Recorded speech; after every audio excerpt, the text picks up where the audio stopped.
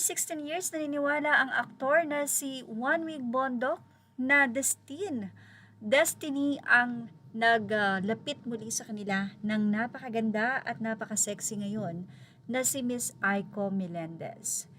Well, ito po ay ibinahagi din ni OG Diaz na mayroong namumuo na something kila Mig at Aiko. And actually, ando na nga yung panliligaw ni Mig at may mga videos na nga na magkasama sila and very sweet.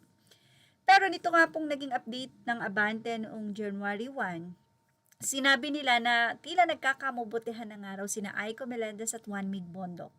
Anyway, nagsimula ito noong ma-interview nga nitong si Aiko Melendez, si Mig sa kanyang channel.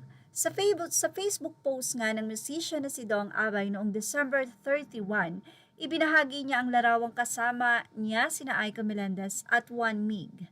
Doon ay may simpleng caption na year-end with Aiko Melendez and Mig Bondok here in Alias Surf Camp, Baler, Aurora, Philippines. Yan ang kanyang naging caption. Kaya naman sobrang dami ang kinilig sa dalawa. Napareak nga ang mga netizen at medyo kinulit nila sina Aiko at Mig at sinasabi at tinutokso na bagay.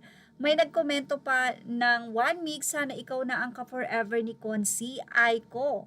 At sino man ang isa pa, wow, may namumuo na nga ata. Sana maging kayo na lang. Kamakailan lamang nga, inamin din ni Mig na nililigawan na nga niya ang aktres pero naudlot nga daw ito dahil hindi siya sinipot noon. Anyway, single naman si Aiko at matapos niyang i-announce ang paghiwalay nila ni Zambales Representative Jay Kong-hoon noong October 2025. Kaya naman walang problema kung sakasakali nga naman nagkakamabutihan na ang dalawa. Mukhang in love din talaga si Aiko dahil doon sa naging video na magkasama sila ni Mig.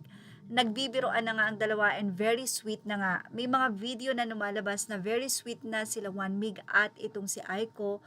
And marami ang natutuwa dahil makikita mo nga daw sa dalawa at nag-glow pareho ang kanilang face matapos ang 16 years, no? Hindi mo aakalain na magkikita at yun nga, yung same path nila na pareho silang single. And actually, sa naging YouTube channel ni Aiko, sa naging pag-interview niya kay Mig, sinabi ni Mig na magka-comeback dapat siya pero parang hindi pa yun yung time. Pero this is the right time na nga ba para mag-comeback sa showbiz itong si Mig Bondok?